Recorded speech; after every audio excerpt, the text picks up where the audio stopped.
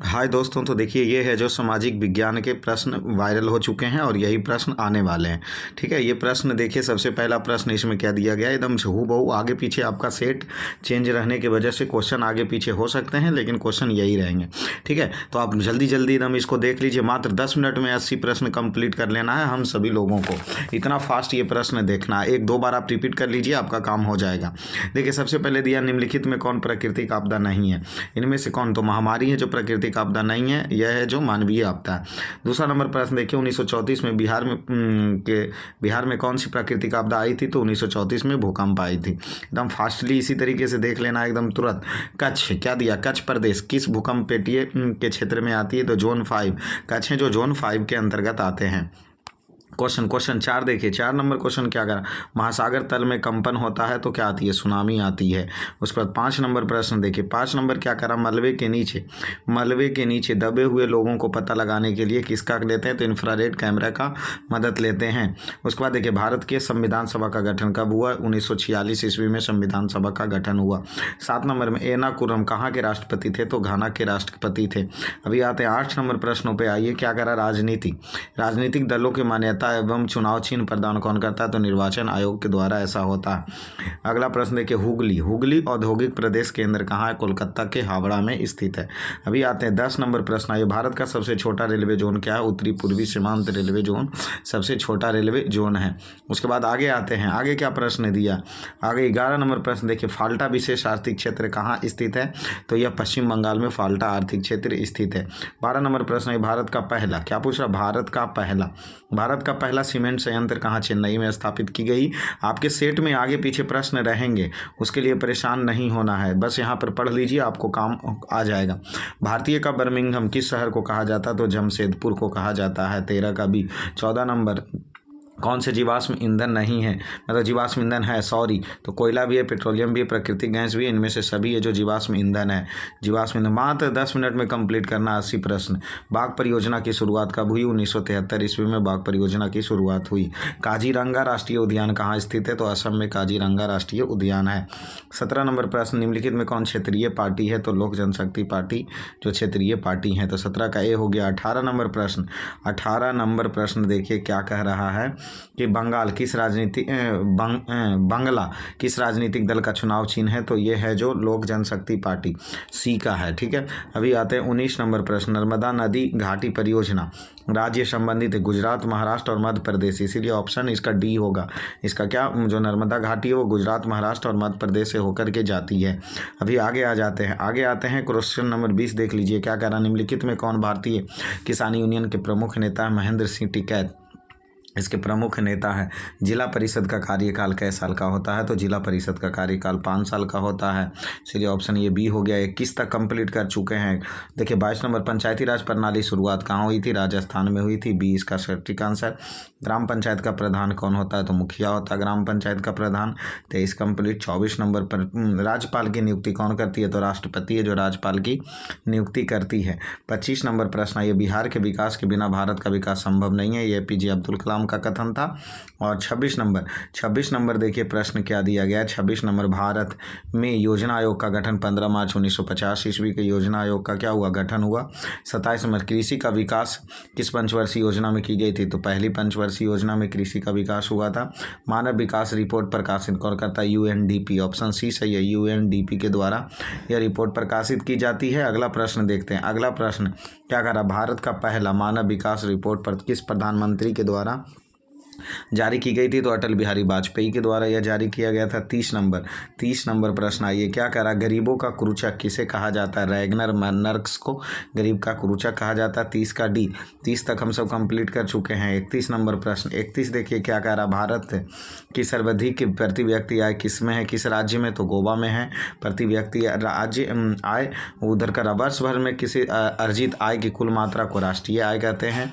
उसके बाद 33 नंबर एकदम फटाक से एकदम कर लीजिए कंप्लीट एकदम। 33 नंबर क्या करा, vernacular press act vernacular press act पारित कब हुआ था? तो किसने किया था? Lord Ripon. बी इसका कंप्लीट हुआ। अब यहाँ देखिए 34 नंबर, रूस का अल्पमत वाला दल को क्या कहते हैं? रूस के अल्पमत वाले दल को क्या कहते हैं? मेन शेविक। बाओदोई की सरकार कहाँ थी? तो बाओदोई की सरकार दक्षिणी वियतनाम में थी। दक्षिणी वियतनाम में हो गया। अगला प्रश्न देखिए, उत्तरी एवं दक्षिणी वियतनाम का एकीकरण कब हुआ? उत्तरी एवं दक्षिणी वियतनाम का एकीकरण 1975 ईस्वी में हुआ। ऑप्शन सी हो गया। 36 के बाद आते हैं 37 नंबर प्रश्न। क्या कह रहा? निम्नलिखित में से किसका योगदान इटली के एकीकरण में था? तो इटली के एकीकरण में सभी का, मेजनी काउंट काबूर और विक्टर इमैनुअल सभी का योगदान था। ठीक है। 38 नंबर प्रश्न आइए, हिंगेल किस देश के दार्शनिक थे? तो वह जर्मनी के दार्शनिक है हिंगेल। अभी आते हैं 39 नंबर प्रश्न। क्या करा? जर्मनी राज्य राइन का निर्माण किसने किया? नेपोलियन बोनापार्ट के द्वारा जर्मनी राज्य राइन का निर्माण की गई। 40 नंबर प्रश्न, अंतर्राष्ट्रीय महिला दिवस की घोषणा किस संस्था के द्वारा की गई है? तो संयुक्त राष्ट्र संघ के द्वारा। एकदम 50 के बाद आते 41 नंबर प्रश्न। 41 नंबर क्या करा? किस आयोग या किस कमेटी ने सतत पोषणीय विकास की अवधारणा को प्रस्तुत किया था? तो यह किया गया था किसके द्वारा? जो थे बुंडलैंड आयोग के द्वारा किए गए थे। ऑप्शन ए सही है। 41 के बाद 42 नंबर आते हैं। निम्न में पुरानी जलोढ़ मिट्टी को क्या कहा जाता है? तो पुरानी जलोढ़ मिट्टी को कहा जाता है बांगर और नई जलोढ़ मिट्टी को कहा जाता है खादर। 43 नंबर प्रश्न आइए, क्या दिया है? 43 नंबर क्वेश्चन देख लीजिए। 43 नंबर है जो प्रश्न, वो कह रहा है प्रथम राष्ट्रीय जल नीति की घोषणा कब हुई? तो वह सितंबर 1987 ईस्वी में हुआ। 44 नंबर प्रश्न, जिम कार्बेट राष्ट्रीय उद्यान कहाँ है? तो उत्तराखंड है। 44 का ए सही आंसर। 45 नंबर प्रश्न आइए, भारत का सबसे छोटा जैव रिजर्व कहाँ है? तो भारत का सबसे छोटा जैव रिजर्व है जो डिब्रू सैखोवा है। अब आते हैं 46 नंबर प्रश्न। क्या करा? 46 नंबर प्रश्न देख लीजिए, दिया क्या गया है? क्यूनाइन का उपयोग होता है। जो क्यूनाइन वो है मलेरिया वाला सिनकोना का क्यूनाइन, सिनकोना वृक्ष से जो प्राप्त की जाती है क्यूनाइन का प्रयोग वो किस में होता है? मलेरिया में होता है। 46 के बाद आते हैं 47 नंबर प्रश्न। भारत में कितने सार्वजनिक क्षेत्र के तेल परिष्करण केंद्र कार्य कर रहे हैं? तो इसका हो जाएगा कितना? 18 हो जाएगा। उसके बाद 48 की तरफ पहुंचते हैं। 48 क्या कह रहा? भारत में प्रथम जल विद्युत संयंत्र की स्थापना कहाँ की गई? तो 48 का डी दार्जिलिंग होगा। कौन सा होगा? दार्जिलिंग में।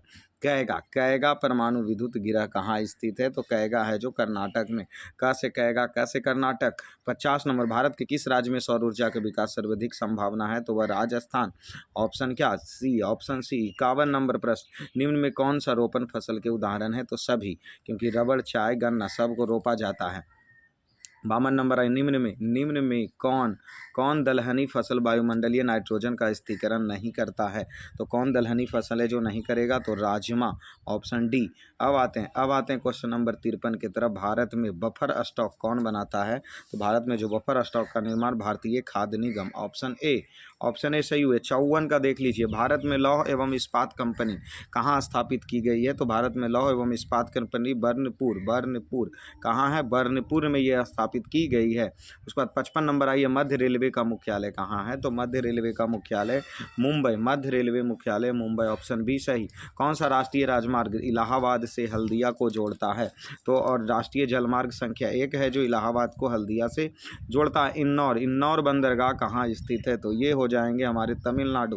कहाँ है? तमिलनाडु। 58 नंबर, एकदम मंजिल के नज़दीक पहुँचने वाले हैं। 80 प्रश्न करने वाले हैं। रिपीट कर लीजिए, कहलगांव तापी विद्युत केंद्र किस जिले में है? तो कहलगांव है जो वह किस जिला में है जो बताना है, तो वह भागलपुर जिले में है।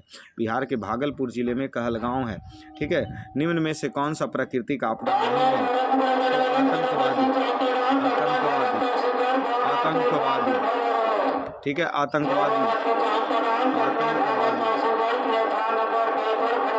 59 का सी हो जाएगा। पहले ही बोले हैं, ये प्लेटफार्म पे बैठ करके बनाई जा रही है। ट्रेन की आवाज़ आएगी आपको, उसके लिए परेशान नहीं होना। कृष्णा सागर।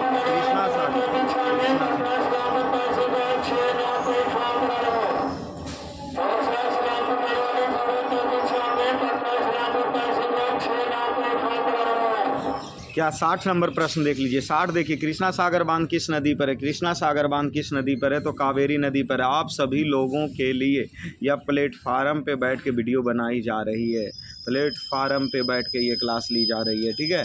चलिए, फिर भी आपके लिए मेहनत किया जा रहा है इस चैनल के माध्यम से, तो लाइक सब्सक्राइब करना ना भूलें।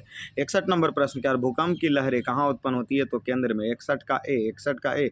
62 नंबर, निम्न में से भूकंपीय तरंग मापन किसके द्वारा की जाती है? तो भूकंप तरंग है जो वो मापन किया जाता है सिस्मोग्राफ के द्वारा, भूकंप तरंग माप की जाती है। अभी आते 63 नंबर, कृषि सुखाड़ होता है। कृषि में सुखाड़ होता है किसके कारण? तो देखिए, कृषि सुखाड़ जो होते हैं वो किसके कारण होते हैं? जल के अभाव के कारण। तो 63 का ए। 64 नंबर प्रश्न आ जाए, निम्न में से कौन से क्षेत्र भूकंप और सुनामी से अधिक प्रभाव ग्रसित है? तो यह क्षेत्र हो जाएंगे ये जो बलित पर्वतीय क्षेत्र, भूपटि दरार क्षेत्र, महासागर, ये सभी हो जाएंगे। क्या हो जाएंगे? सभी। 64 का डी होगा आंसर। 65 नंबर प्रश्न है, निम्न में कौन बहुराष्ट्रीय कंपनी है? इसमें से जो कौन सी कंपनी है वो बहुराष्ट्रीय? इन्फोसिस कंपनी बहुराष्ट्रीय कंपनी है। प्रत्यक्ष विदेशी निवेश का सर्वाधिक लाभ किस क्षेत्र को मिलता है? तो यह मिलते हैं विनिर्माण क्षेत्र को, ऑप्शन डी सही है। उसके बाद आते हैं 67 नंबर, वैश्वीकरण का नकारात्मक प्रभाव निम्न में से किस क्षेत्र में देखने को मिला है? तो इसका नकारात्मक प्रभाव है जो रोजगार में मिलते हैं। 68 नंबर प्रश्न देख लीजिए, क्या करा? गरीबी रेखा निर्धारण हेतु ग्रामीण क्षेत्र में प्रति व्यक्ति आय का प्रतिदिन न्यूनतम कैलोरी कितना? 2400 कैलोरी। 2400 कैलोरी से जिसकी ऊर्जा कम ले रही है वो गरीबी रेखा में मानी जाती है। 69 देख रहा, निम्नलिखित में कौन कृषि आधारित उद्योग नहीं है? सीमेंट उद्योग है जो कृषि पर आश्रित नहीं होंगे। 69 के बाद 70 देख लीजिए, poverty and British rule of दादा भाई नौरोजी, दादा भाई नौरोजी। 70 का